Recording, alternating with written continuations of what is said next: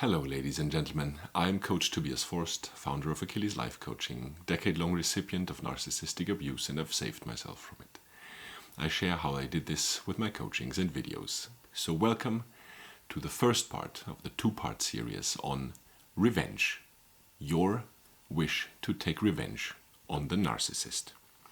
We will be going through 3 steps today in this first part.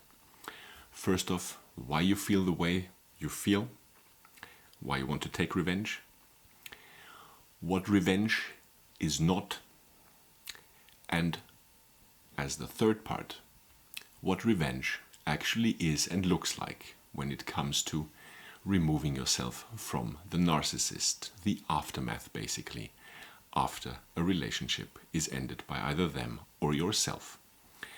In part 2 we will be continuing with the most important parts of what revenge actually is and looks like. So part 1, topic number 1. Why do you feel the way you feel? This is, I will keep this very brief and very simple because it's quite obvious. You have been wronged. You have been lied to, you've been gaslit, you've been manipulated, conditioned, cheated on, invalidated, devalued, discarded in various instances, and most of all you have been robbed, ladies and gentlemen, robbed of three major commodities in your life. And commodities doesn't even cut it. What have you been robbed of in this relationship which makes you feel the way you feel right now, wanting to take revenge on the narcissist? You have been robbed of time, you have been robbed of energy, and you have been robbed of potential. That is why you feel the way you feel currently. And, ladies and gentlemen, it is okay to feel that way. I recommend that you do not keep those feelings bottled up inside, but deal with them as they come. Let the feelings and thoughts evaporate and deal with them. Feel whatever you feel during whichever stage you find yourself in. Now coming to part 2 of today's video. What revenge is not. Revenge is not going to them and physically trying whatever you have been fantasizing about and forcing your physical will upon them. We are still within, fortunately, still within the frame of the law, and that has to be abided by, all of us. So feel free to fantasize about it, but do not act upon it. Because that is not what revenge is.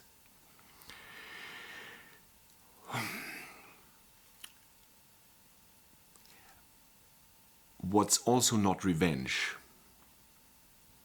You've just escaped from a prison, or by the grace of Fortuna, you have been kicked out by the narcissist of the prison you were in, that you might for a long time have not realized that it was an actual prison. Now you, of your own volition, with the intent to take revenge on the narcissist, exchange the one prison for another. You're in a prison of your own negativity with an intense focus on hurting them in some way, financially, socially, whichever it may be. You got out of that relationship to obtain freedom. Why would you choose another prison?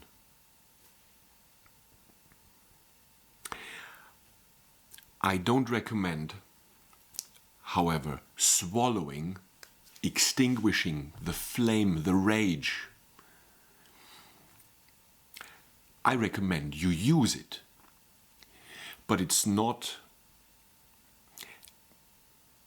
meant to be used in a destructive way. but in a constructive way. It's a matter of where you direct that rage. Imagine the following. It is up to you how you use fire. You can use it to metaphorically burn down a place or metaphorically warm your house. Whichever it is. So you can use it, direct it towards something destructive or towards something constructive. That is how we get out of the definition of what revenge not is.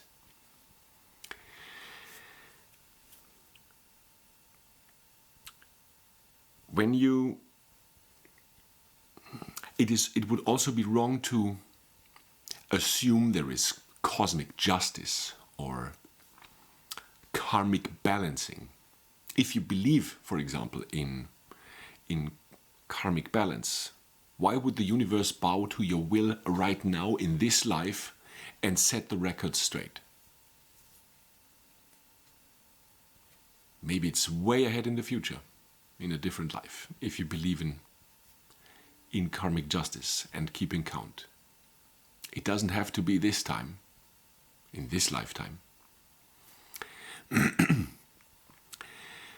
So coming to what revenge actually is, the first part.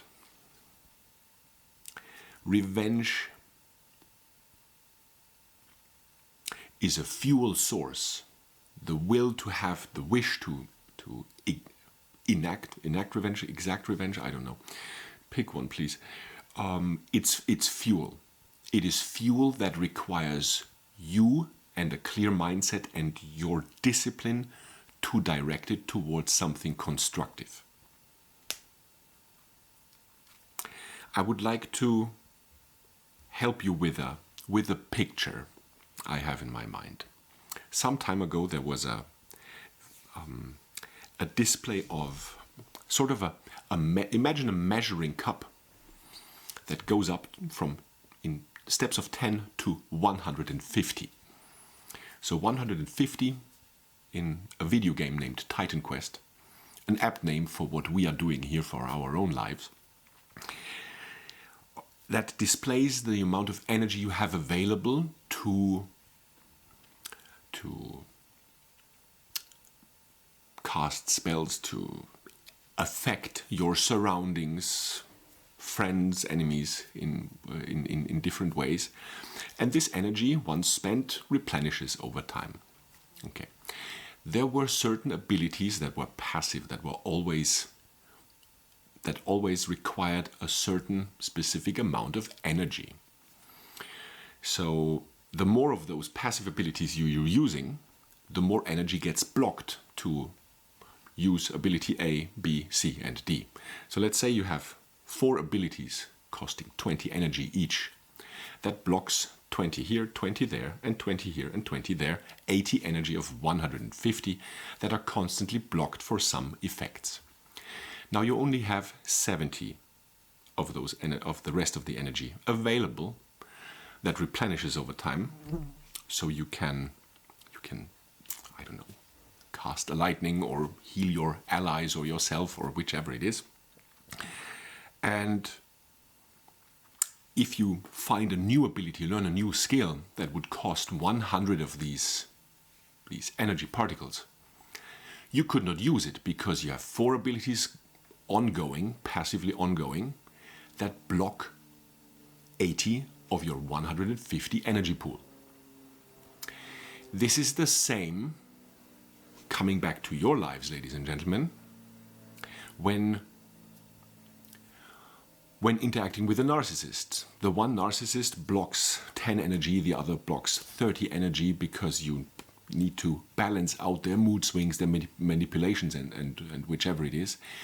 And maybe there's a huge blocked part of 100 energy that is blocked by your desire to take revenge. The remaining energy is so little that you cannot really do anything constructive from it because you're so singularly focused on this huge amount of energy that is required that you think is required for you directed negatively at the narcissist, that you're basically you're stunting yourself. And this is what we want to get away from, to use that energy, that big part of passively blocked energy, and redirect it into something constructive, something that replenishes, something that you can make something good of. And this is what leads me to the following picture. At one point there was love, your love toward the narcissist.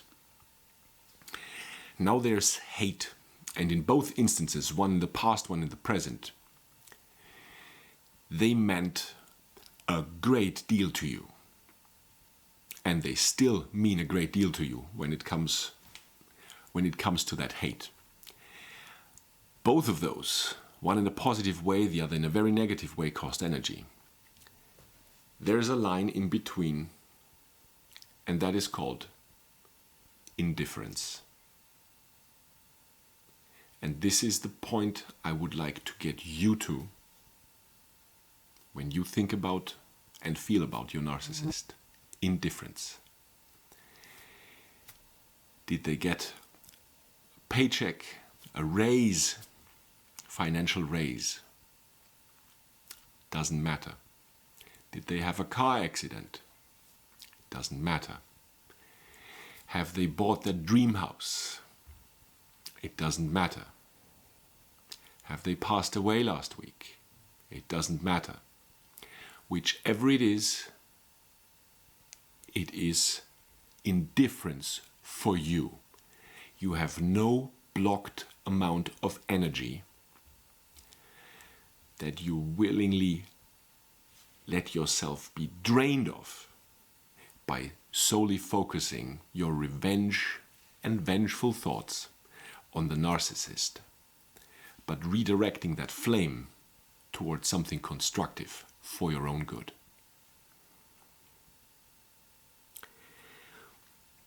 As a side note, after the relationship ends and you are in this state of thinking vengeful thoughts and gradually reducing that energy and finding to yourself, this process is highly important, because just because the relationship is now over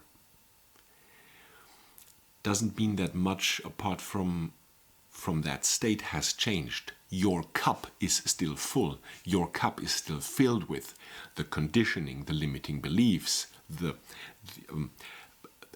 teachings that you might be worthless or nobody liked you, or whichever. The list is long. You know all the bogus that they try to tell you and that you've been brainwashed with.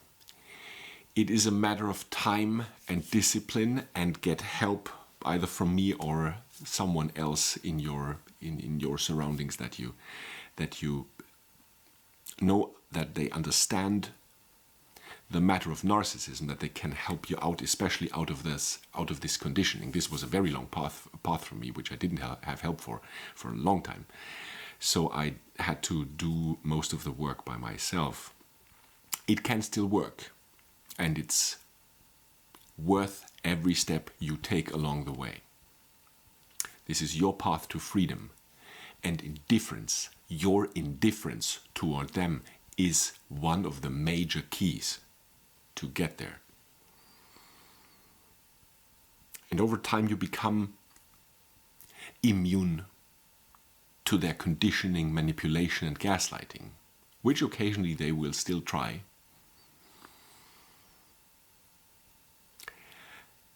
And this is what revenge on the narcissist is. You just need to look, ladies and gentlemen, you just need to look at what revenge is in a different light. Your revenge is becoming immune to their manipulations and machinations. Machinations. I'm not good with words today. Anyway, you catch my drift. And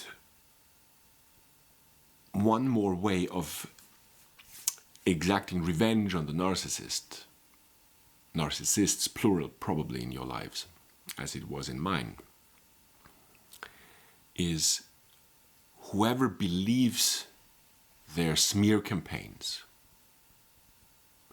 whoever believes their lies about you, all these people just did you a great favor. They handed you a gift wrapped in gold, although they didn't mean it that way. Which gift is that? You open the gift box and it is time. Ladies and gentlemen, they saved you time. That is also part of the revenge aspect. You now have much more time because if they believe them, they do not qualify for to be part of your circle. Did anyone ask you how it really went down? What really is and what isn't? And whoever doesn't, there is the door. So, justice for yourself, your wish to have revenge on the narcissist, ladies and gentlemen, that is, first of all, one thing. And that revenge is being true to yourself. This concludes part 1 about revenge, your revenge on the narcissist. Be your own hero and be your own heroine. Thanks for watching, ladies and gentlemen. I'll see you in part 2.